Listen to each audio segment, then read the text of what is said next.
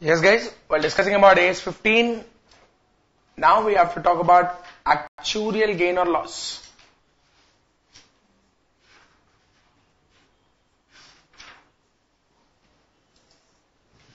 What have we discussed so far? An amount of provision will be kept aside and such provision is called as current service cost. And every year there will be an interest charge upon the provision amount. These are the two things we have seen, and we said whatever is the plan is said that will be yielding some return either in the form of dividend or in the form of interest or gain on sale, and we call it as return on plan assets.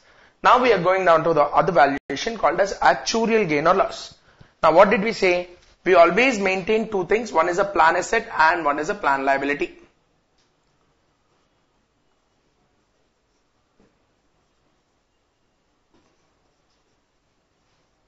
Plan liability is nothing but a provision, and any provision maintained is obviously an estimate. It should be a management estimate. And we have a plan asset, which is nothing but the investment part. Investment of this provision, we have it in the form of plan assets. Now, this is a management estimate. But if you observe, what we have taken as an example was 5 years. Imagine I have 35 years life of a particular person. Let's say he is going to retire after 30 or 35 years. After 30 or 35 years, what will be the amount of his salary, which I can't estimate that. Now like this, the complicated estimates have to be made by the management in deciding what is the amount of provision or the current service cost. Now that is the reason why when you talk about a management estimate, it might not be an appropriate figure. To understand, what we'll say is the statistical approach made by the management might not be the actual figure. That is the reason why here, to determine what are the values of the plan assets and plan liability, we use the value of an expert, and this expert who is involved in valuation is called as actuary. Now this actuary will actually start valuing my plan assets and plan liabilities.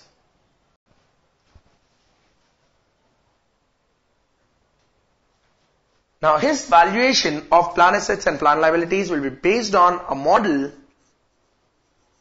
called as PUCM.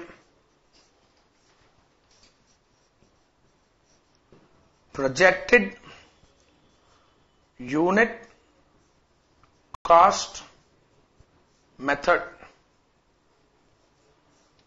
PUCM approach. Now I am not going into the depth of this approach. But actually if you talk about AS 15 will also discuss about how does he calculate the actuarial valuation. But understand guys, when you are using the work of an expert, there's no point understanding how that fellow actually comes out with valuations. Now, whenever you are talking about such an approach being followed, even that fellow will go for some realistic assumptions to be made. What could be his assumptions? One is a discount rate. Like last time we have taken 10% as a discount rate. Such a discount rate, what he applies is also an assumption. Now, number of employees are there. Can I say all the employees will till the retirement age? No.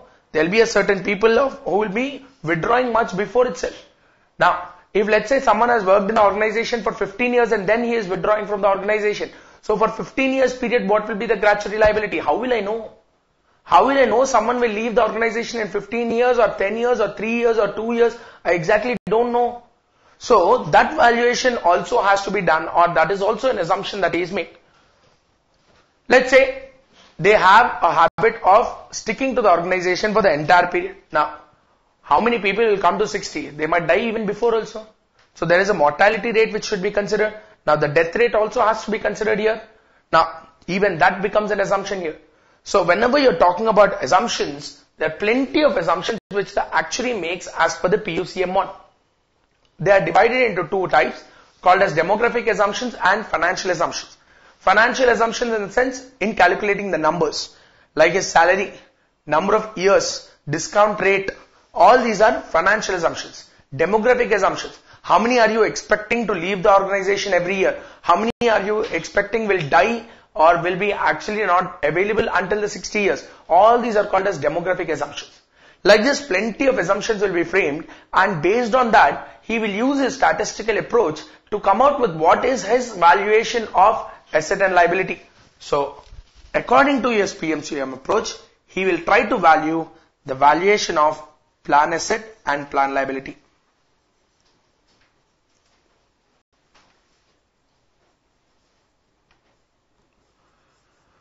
Now, will his valuation yield the same value that it was there in the books of accounts? No, because books of accounts was a management estimate. But here, as per the PUCM model, who is giving the estimate? It is not the management, but it is the actuary who is giving the estimate. So, there will be a difference between the provision which is maintained in the books of accounts and the actuarial valuation that he has given. Now, the difference is called as your actuarial gain or loss. Actuarial gain or loss is equal to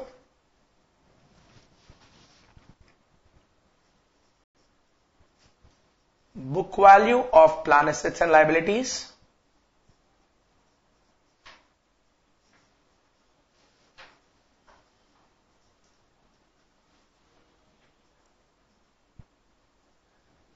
compared with actuarial valuation of plan assets and liabilities.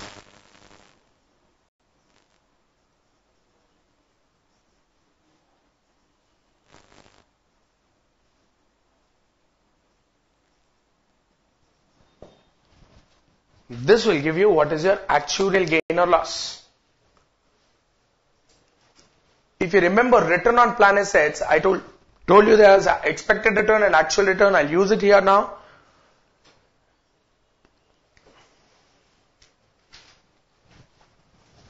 Not just this, but also the difference between the expected return when compared with the actual return on plan assets will also be called as your actuarial gain or loss.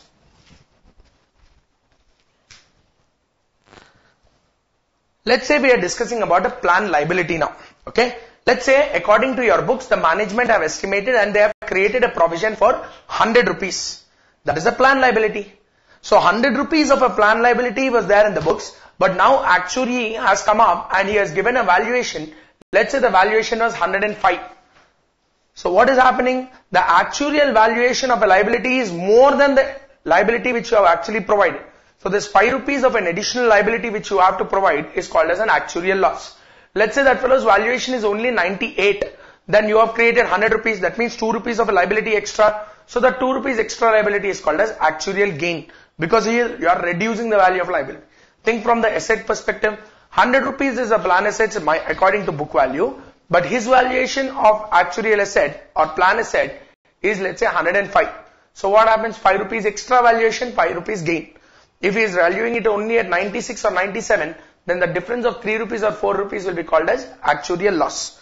So like this, we have to calculate actuarial gain or loss by comparing the book value of the plan assets and liabilities with the actuarial valuation of plan assets and liabilities.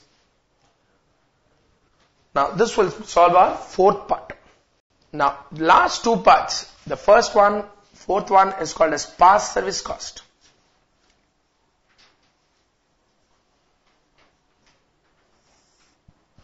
Why does past service cost come into picture and what is this past service cost?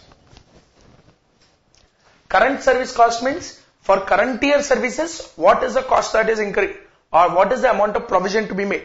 Past service cost. That means for the previous years, I am providing it in the current year. Why should I provide it for the previous years? Why I should have provided in the previous year only, no? Why should I provide in the current year? Every year you are making a provision, then you should have actually made the provision in the previous years. That means, when I did not make a provision in the previous years and I am trying to make a provision today for the past years, it is called as past service cost. Now why will you create like that? Last year you should have created, but I did not create last year I said. Then why did you create, why you did not create in the past? The reasons could be like this. Past service cost arises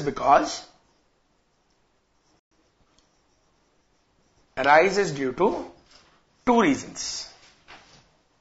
First one, a new defined benefit plan is proposed.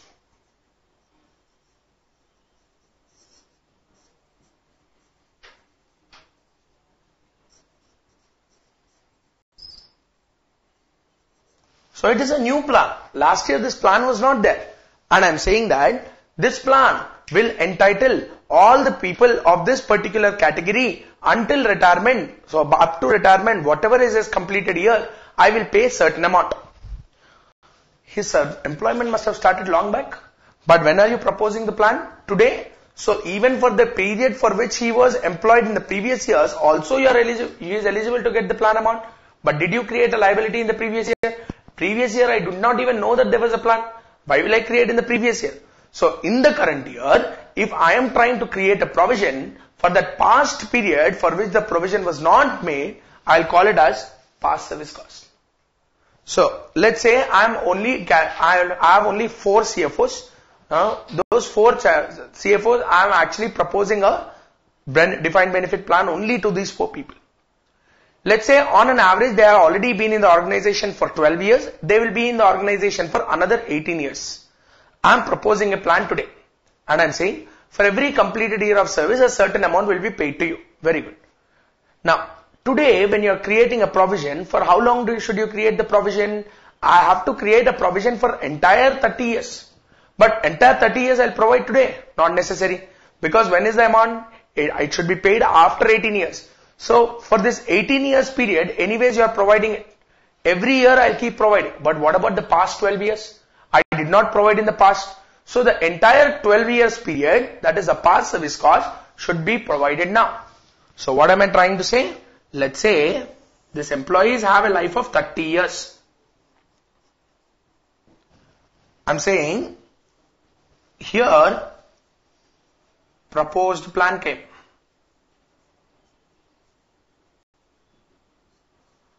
Already 12 years are completed, 18 years are left out. At the end of 30 years, he has to make a payment for this people. When I am proposing here at the time, for this 18 years, I'll have to create a provision yearly. And such yearly provision we call it as current service cost.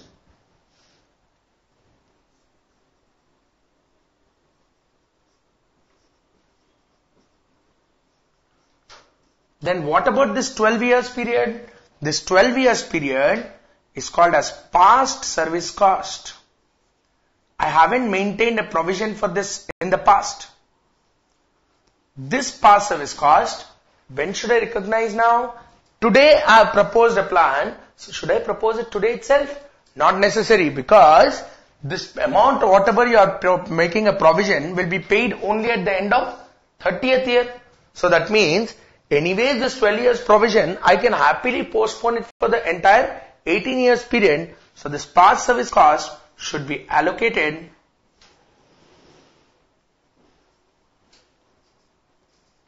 for the entire vesting period.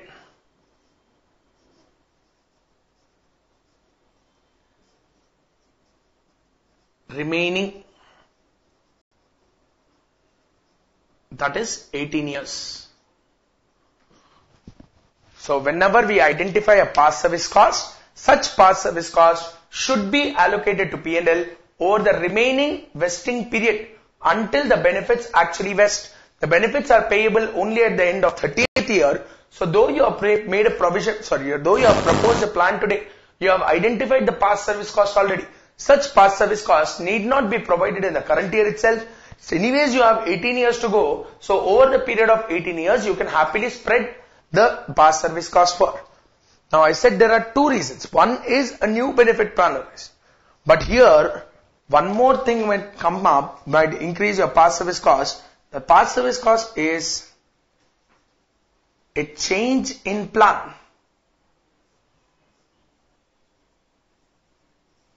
Entitling more employees to the benefits under plan or enhancing the benefits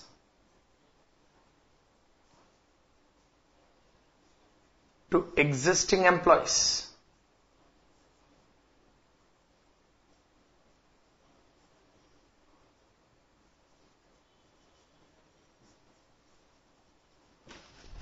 Either you change the plan entitling more employees to receive the benefit, or you're enhancing the benefit to be given to the existing employees within the plan.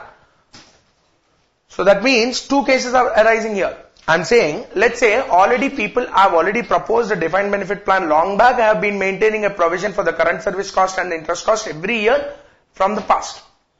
But let's say today I made an announcement saying that earlier I was only supposed to give them 10% of the salary. Now I have enhanced the plan to 12%.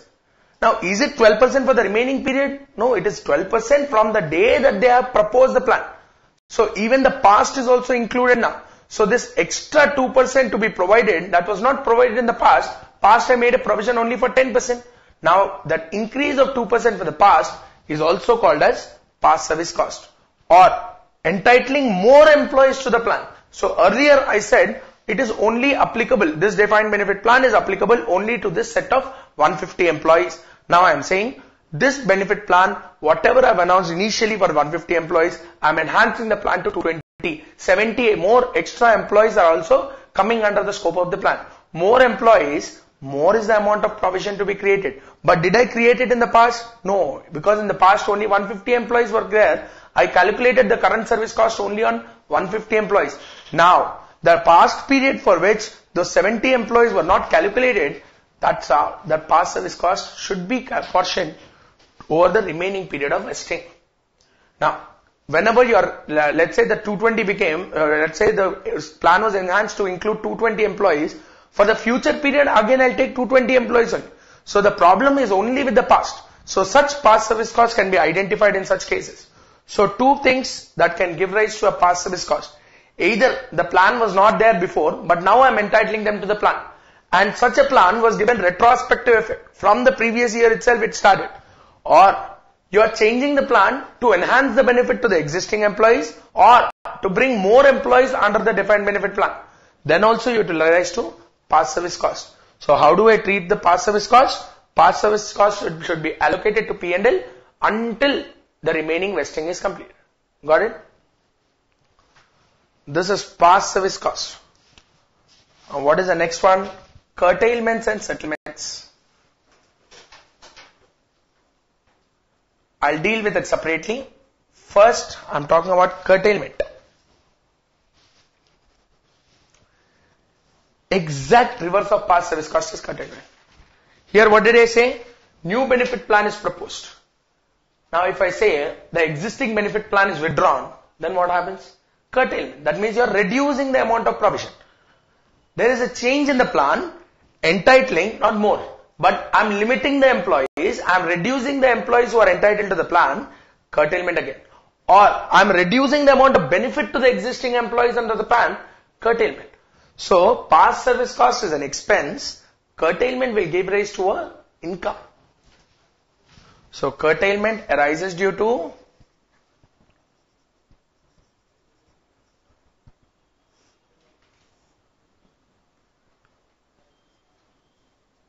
existing benefit plan is withdrawn or there is a change in the plan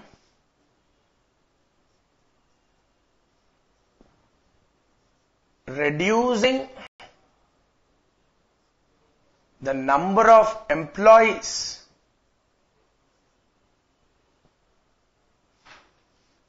entitled to the benefits of plan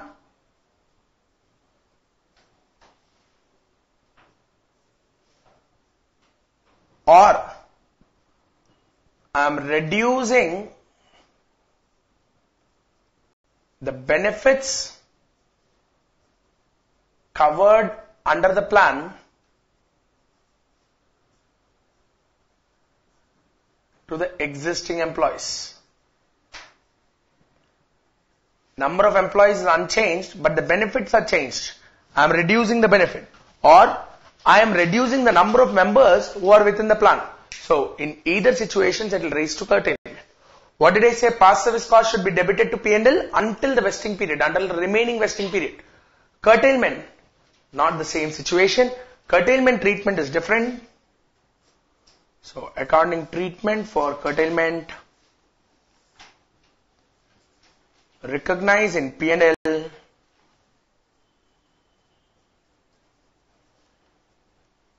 in the year of curtailment itself. So whenever there is a curtailment, in the same year, we have to provide that amount. So one single shot, you get a curtailment into the P&L account.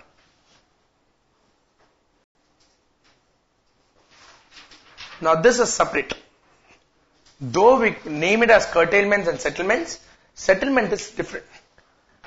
Settlement means a single shot amount is paid to an employee. Employee is entitled to various benefits plan. Okay, there's an annuity plan, super annuity plan, gratuity plan, so many defined benefit plans an employee is entitled to. Now I'm coming up and I said, I'm settling you. That means you will not get even 1 rupee of future benefits. For the entire future benefits, right now I'm commuting the entire amount and I'm throwing it on your face. One single shot, a settlement is done. So a lump sum amount being paid to forego that employee's right of receiving the employee benefits in the future. If that settlement is happening, that amount what you pay is called a settlement. So what is a settlement? Settlement means a lump sum amount paid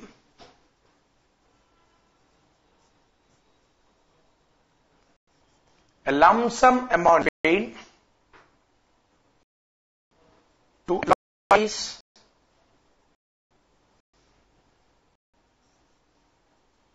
for foregoing their share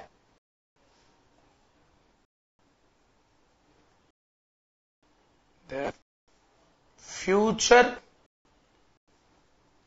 benefits to be received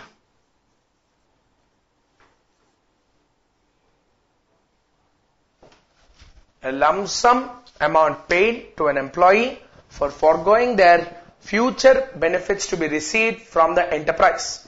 So whatever the enterprise is supposed to pay in future, I'm stopping it and I'm saying one single settlement I'm doing now. So whenever you find a settlement case, accounting treatment,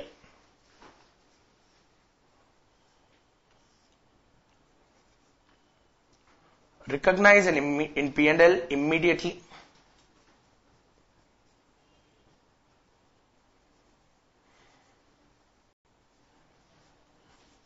The accounting treatment is same for both curtailment and settlement. Curtailment also same year, settlement also same year. But both are not the same. Settlement is different. What will you charge to P&L? Now what is happening? Some employee, Mr. X, is entitled to some future benefits. Now that is under defined benefit plan. So every year the employer has been maintaining some amount of provision under current service cost, interest cost, whatever it is. So there is a plan liability which is there, under which he is maintaining a provision. Now, I don't need to create a provision anymore. And whatever provision was already made also I don't need, because he is giving up the entire thing. He is foregoing the entire thing for one single settlement payment. So how will you identify profit or loss? I'll identify profit or loss like this.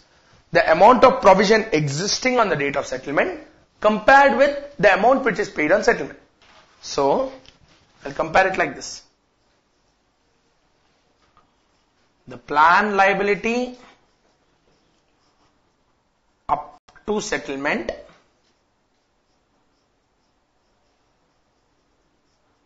compared with settlement amount.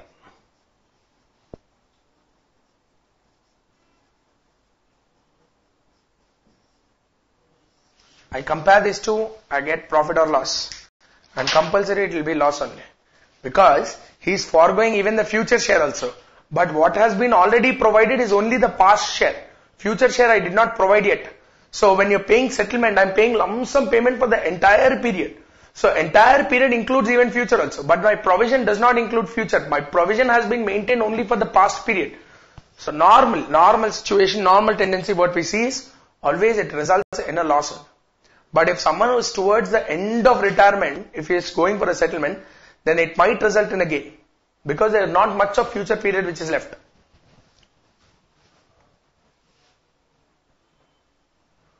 So what we have seen under defined benefit plan is current service cost, interest cost, gain, return on plan assets, actuarial gain or loss, past service cost, curtailments, settlements.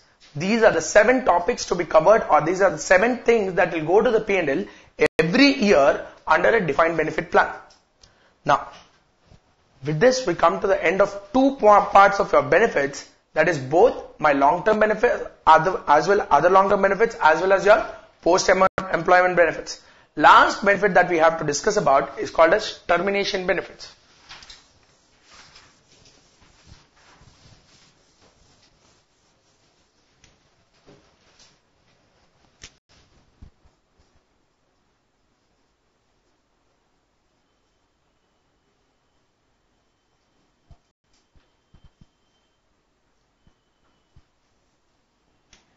VRS, retrenchment compensation, all these are called as termination benefits. So whenever we talk about a termination benefit, it is a lump sum amount paid again so that he is relieved from his services. Now whenever you are paying a termination benefit, such amount paid, benefit paid, should be recognized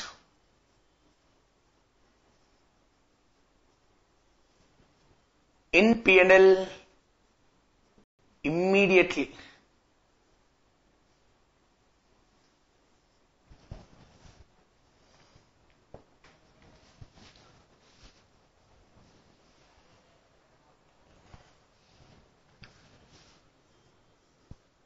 If a termination plan is announced,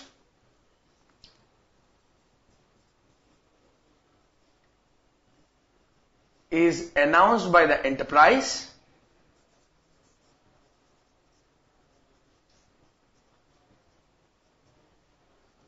a provision is necessary to be maintained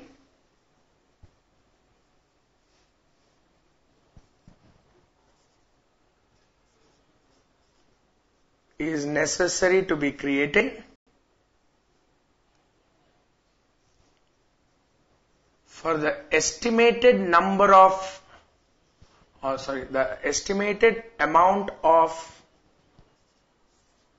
termination benefits to be paid under the plan.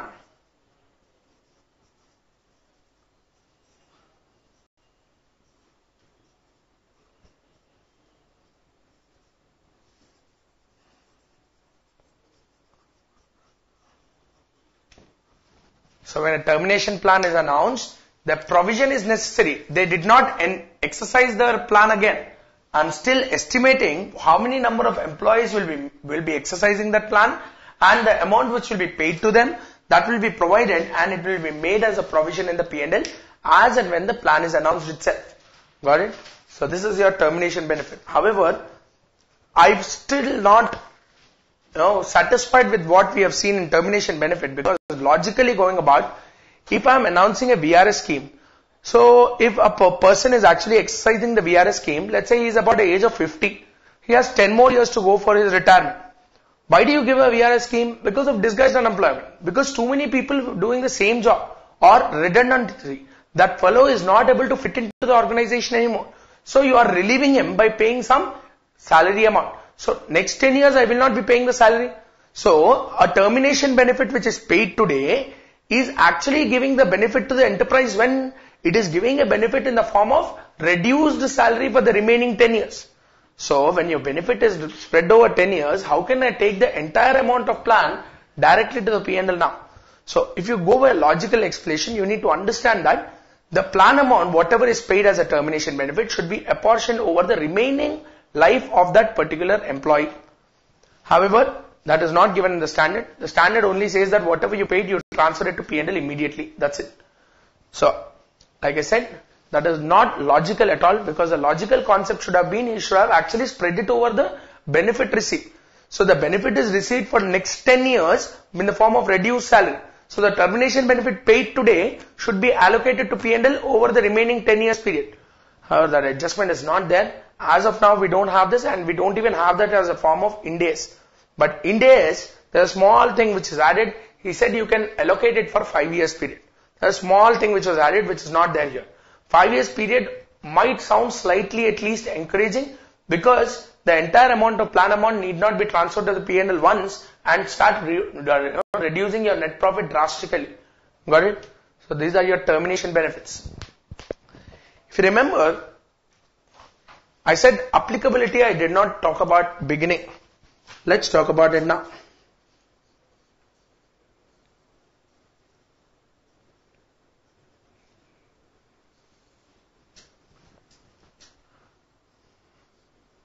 Level 1 enterprises,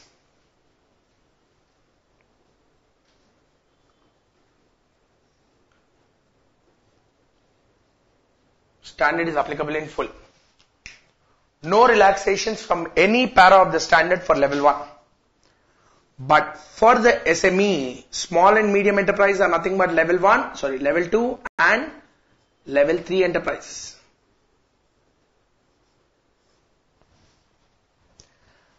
These SMEs are split into two types.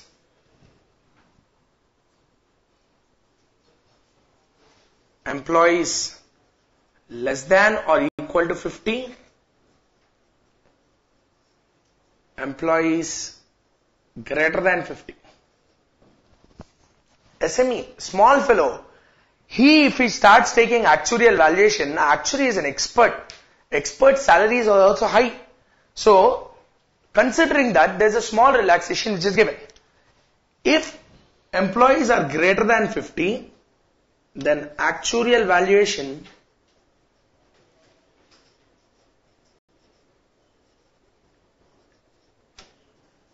at least once in 3 years. At least, guys, if you want, you can do every year also. But once in 3 years is mandatory as per AS 15. So remaining 2 years, you don't have to check for actuarial valuations at all. Slight relief which is given. Employees are less than 50 for an SME, no actuarial valuation.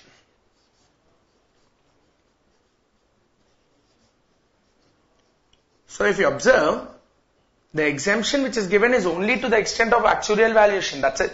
So the remaining paras of the standards are applicable to all enterprises. So a small relaxation given only for the SMEs with respect to your actuarial valuation, saying there is no actuarial valuation necessary if the number of employees are 50. Number of employees are 50 or less means small organization.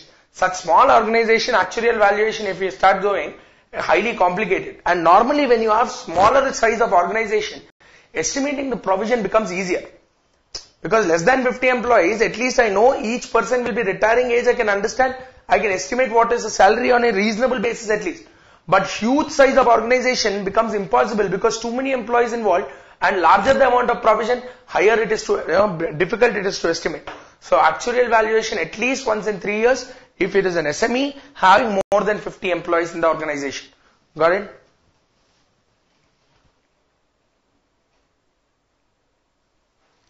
Like I said, entire standard I haven't covered. I have edited completely the concept of PUCM model. The model which will be adopted by the actuaries in determining the actuarial valuation. I haven't considered that because there are too many assumptions which he makes and which is not necessary for us to know. Because an actuary, he is only giving the valuation and whatever value is there, anyways we blindly adopt. There's no point in understanding what are the assumptions that he makes in making such valuation at all. So, even though there are plenty of authors who actually explain the entire valuation procedure, we don't need to consider all that. So the remaining accounting treatment is what we have covered here, and this is sufficient for your exams.